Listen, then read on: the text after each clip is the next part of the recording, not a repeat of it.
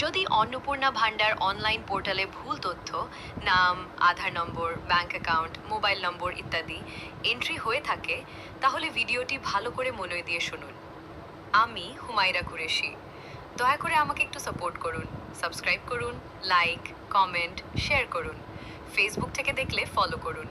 নম্বর ১, আবেদনটি এখনও সাবমিট না করে থাকলে লগ ইন করে ভুল তথ্য সংশোধন করে তারপর সাবমিট করুন।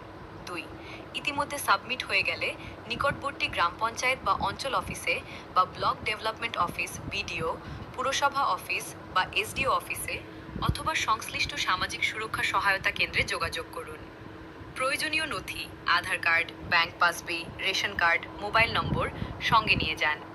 উনাদের অফিসিয়াল আইডি থেকে সংশোধন করা হয়ে থাকে, কিন্তু নিজেরা কেউ অন্য মোবাইল নাম্বার দিয়ে দিতে বার এন্ট্রি করতে যাবেন না, এতে সমস্যায় পড়তে পারেন।